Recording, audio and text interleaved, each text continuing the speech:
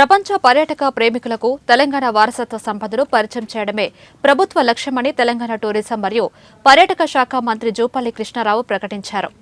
దేశ విదేశాలతో పాటు ప్రపంచ దేశాల నుండి హైదరాబాద్ నగరానికి వచ్చే పర్యాటకులకు సమగ్రమైన సమాచారం అందించడమే లక్ష్యంగా శంషాబాద్ విమానాశ్రయంలో సమాచార కేంద్రాన్ని ఏర్పాటు చేస్తున్నట్లు చెప్పారు. శంషాబాద్ విమానాశ్రయంలో ఏర్పాటు చేసిన తెలంగాణ పర్యాటక శాఖ సమాచార కేంద్రాన్ని టూరిజం శాఖ chairman Patel Ramesh Reddy, managing director Prakash రెడ్డితో కలిసి మంత్రి జూపల్లి ప్రారంభించారు. ఈ సందర్భంగా జూపల్లి మాట్లాడుతూ దేశంలో మరే రాష్ట్రంలో లేని విధంగా తెలంగాణలో 100 నుంచి 150 కిలోమీటర్ల దూరంలో చారిత్రక కట్టడాలు, చారిత్రక ఆలయాలు కొలువు తీరాయని అన్నారు.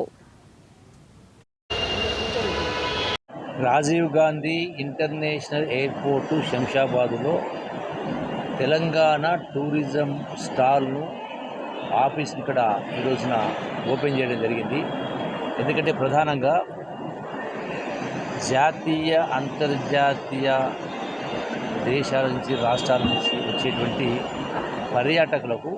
తెలంగాణ రాష్ట్రంలో ఉన్నటువంటి గొప్ప గొప్ప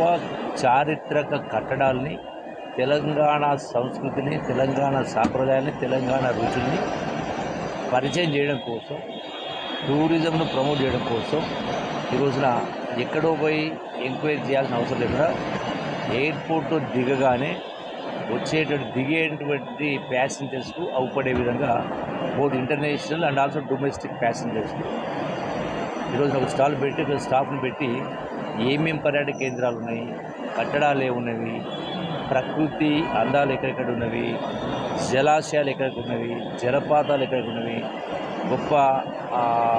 దేవాలయాలు ఎక్కడున్నవి, ఏ రకమైనటువంటి ఆటపాటలు ఉన్నవి, ఇవన్నిటిని కూడా ప్రపంచానికి, దేశంలో ఉన్నటువంటి ఇతర రాష్ట్రాలకు